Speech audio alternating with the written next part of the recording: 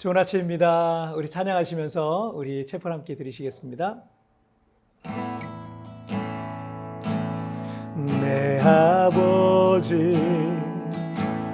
기쁨 안에서 내 영혼은 안전합니다.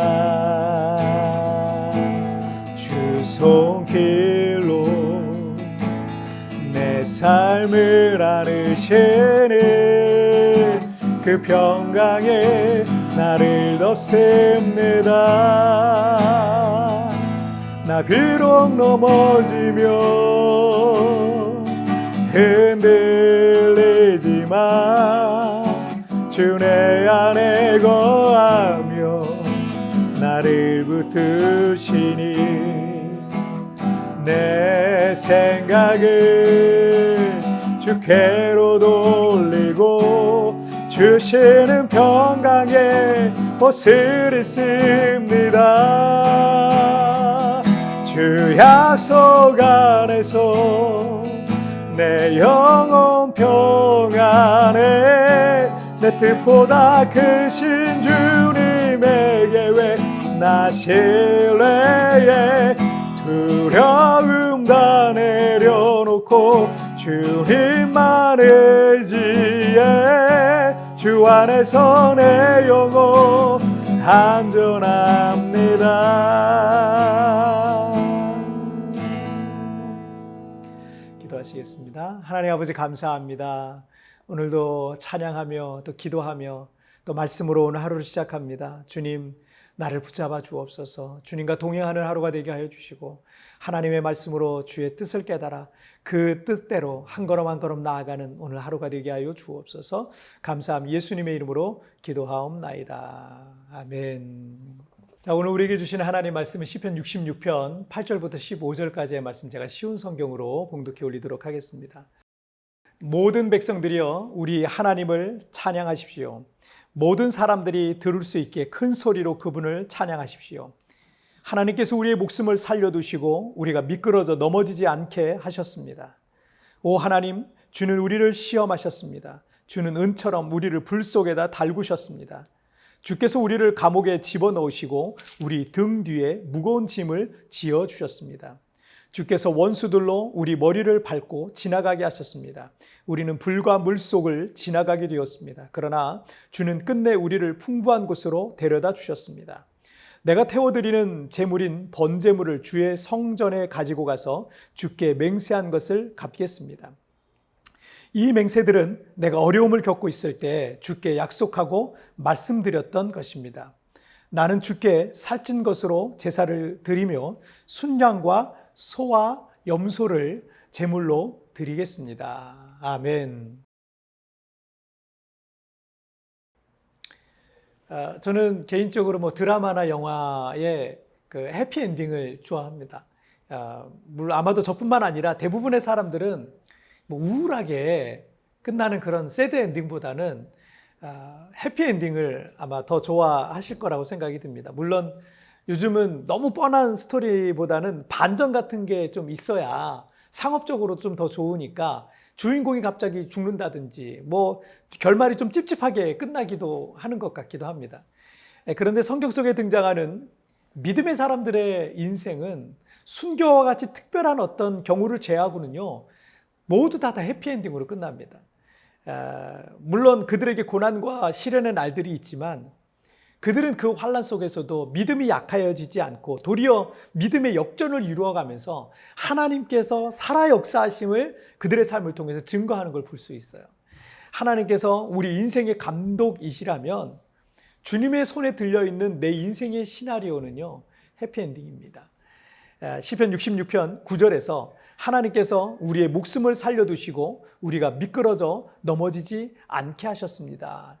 자, 이 구절은요 시편 37편 24절 말씀이 생각나게 하는데 그는 넘어지나 아주 엎드러지지 아니함은 여호와께서 그의 손으로 붙드심이로다 라고 되어 있어요.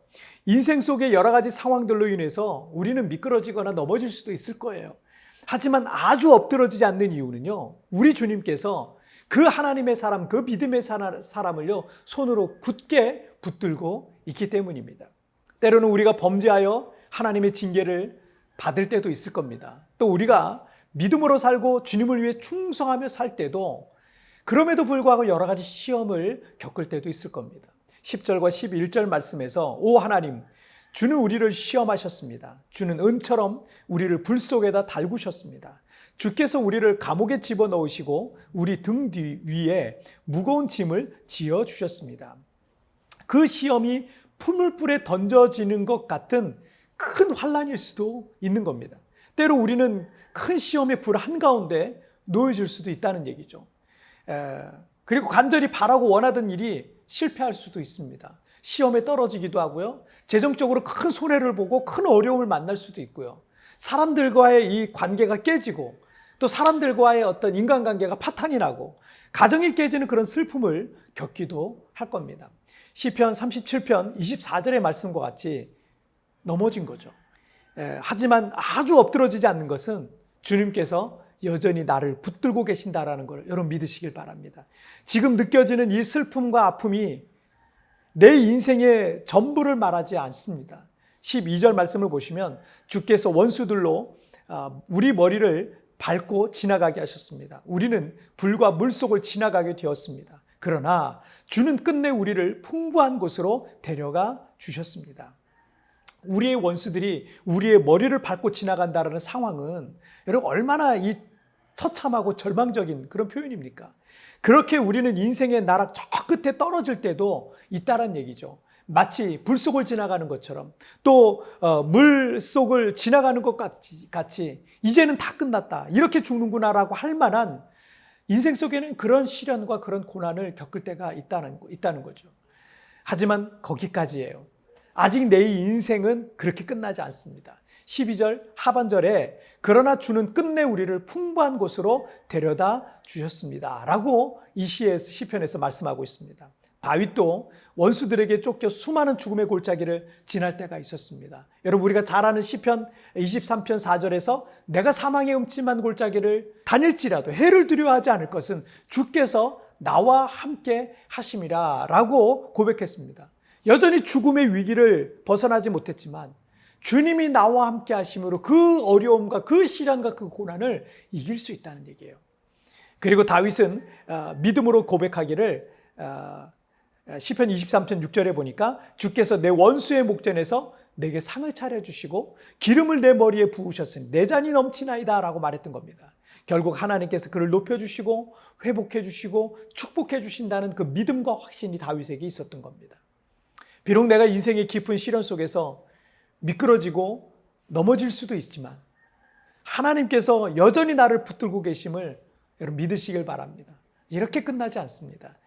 당신의 인생은 해피엔딩으로 맞춰지게 될 것을 믿으시길 바랍니다. 내 인생의 감독이신 하나님께서 반드시 그렇게 만드실 거예요. 여러분은 결국 잘 될 겁니다. 그 사실을 믿으시길 바랍니다. 자, 우리 기도하시겠습니다. 살아계신 하나님 아버지 감사합니다. 인생이 여러 가지 어려움, 시련이 오고 고난이 왔을 때 그 고난이 내 인생의 끝인 것처럼 내 인생의 결말인 것처럼 나는 이렇게 끝나고 끝장나고 더 이상 나에게 소망이 없는 것 같은 그런 절망적이고 처참한 상황도 때로는 우리가 겪을 수 있습니다. 그러나 주님께서 나를 그렇게 내버려 두지 아니하시고 미끄러져도 넘어졌을지라도 아주 엎드러지지 아니하면 주께서 내 손을 잡고 계심을 나는 믿습니다. 다윗이 사망의 음침한 골짜기 속에서도 그가 두려워하지 아니하고 주님의 손을 붙잡고 있었던 것처럼 오늘도 하나님 나를 붙잡아 주옵소서. 그리고 나도 손을 내밀어 주님을 붙잡는 시간이 되기를 원합니다. 주님, 그러므로 이 모든 어려움들, 이 시련들, 이 고난들 하나님 넉넉히 이겨갈 수 있도록 축복하여 주옵소서. 오늘도 내 손을 붙잡고 계시고 넘어진 나를 다시 일으켜 주실 그 하나님을 기대하고 찬양하며 예수님의 이름으로 기도하옵나이다. 아멘. 여러분 뒤편에 나온 오늘의 묵상 보시면서 개인적으로 묵상하시고요. 짧게라도 뜨겁게 기도하시면서 오늘 하루 시작하시길 바랍니다. 한 주간도 수고 많으셨어요. 내일은 우리 리마인드 3분 메시지를 통해서 여러분과 만나도록 하겠습니다. 여러분 오늘 주님과 동행하시고요. 여러분 승리하세요. 내일 뵙도록 하겠습니다. 비록 내가 인생의 깊은 시련 속에서 미끄러지고 넘어져 있을 수도 있지만 하나님께서 여전히 나를 붙들고 계심을 믿으십시오. 이렇게 끝나지 않습니다. 당신의 인생은 해피엔딩으로 맞춰질 것입니다. 지금 내 삶이 이렇게 절망적으로 끝날까 두려운 마음이 들 때는 없으십니까? 오늘 이 말씀을 통해 하나님은 내게 어떤 믿음을 가지라 말씀하시고 있습니까?